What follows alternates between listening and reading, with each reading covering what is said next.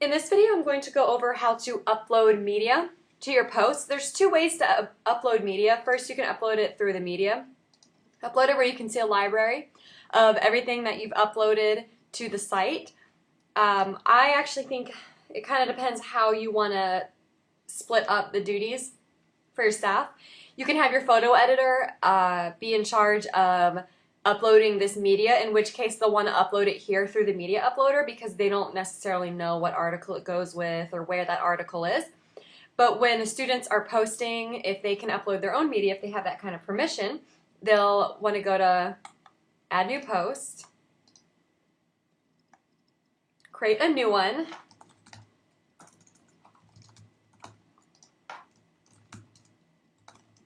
and I'm going to paste in an article real quick.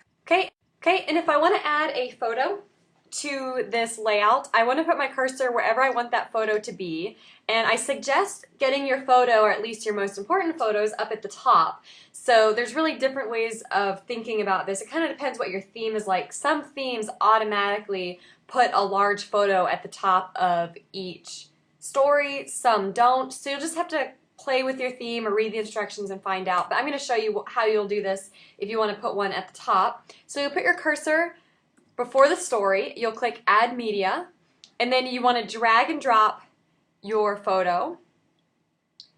Now, the title is what people are going to see when your users hover over the photo. So I'm going to call this Cute Kitten. Caption,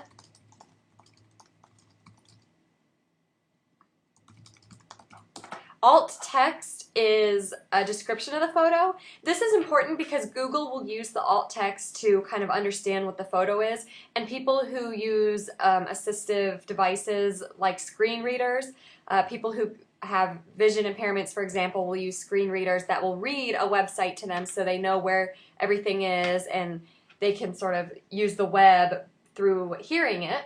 So the alt text will be read to a person with a screen reader. So let's call this Cute Kitten. And then description, the only people who will see that are people who are in the back end of WordPress. So if you wanted to make notes like, hey, photo editor, you know, this is for whatever story, but you don't have to do that. And then alignment is where do you want this photo to be in the article? Do you want it to be to the right, to the left, or the center? And I think the answer usually depends on what size you show this photo as. I always suggest resizing photos before you put them on the web. When you upload a lot of large sized photos, you eat up your bandwidth and you're going to end up paying more for your site, unless you have unlimited, but you're going to slow it down at least, so it's going to cause problems. So if I click on size, I can see that I've uploaded this at 1280. That's way too big. My entire site is only 1,000 pixels wide, so that's 280 pixels wider than my entire site. Large is still too wide. Medium is about half of the post size, and then thumbnail is obviously just a little thumbnail that people can click on. It's about a quarter size of the column. So since I didn't resize this, I actually can't set it to be the picture that goes all the way across. So let's set it as medium and then insert it into the post, and you'll see it appears if I publish this article and update my site. I'll see that it's over on the right. It's got the caption, and then the text just kind of goes around it. So I've just embedded this photo. If I click on it, I'll see that photo larger. One thing I do want to go over, I kind of put this in and I said, you know, I can't make it go all the way across the post because when I click on the photo, and I can edit or delete the photo by clicking on it here in my editor, I can actually size it down, but I can't size it up, and all the sizes that I could choose from were too big. I guess for every picture I put in, I could come in and change the height, but it's just too much of a pain. So what you can do here under settings is click on media. Let me update this real quick. So go to settings, media.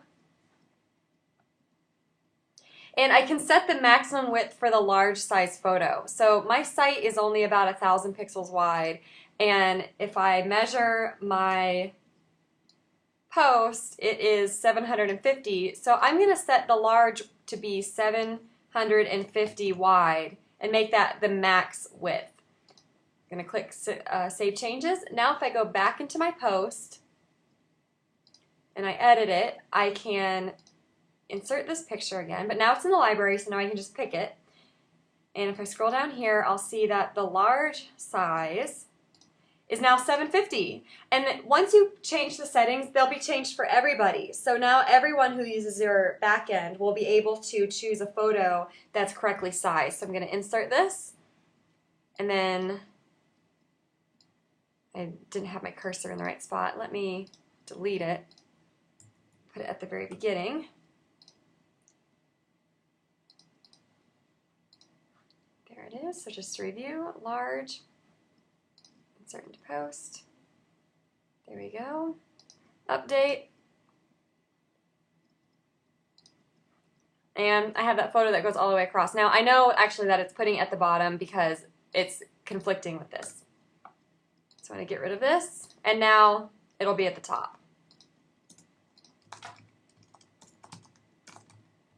So really you should put the big one in first, but I just wanted to show you kind of the problem you'll have if you haven't set any media restrictions. So now it's possible to have a photo that goes all the way across. So that's uploading photos. Once you go into the post, you can, once you've uploaded a photo, you don't need to keep uploading it. If you click Add Media, you'll have access to the media library, which will show you all of the photos that you've uploaded. So you can use old photos. If you have a file photo you want to use, you'll be able to find it.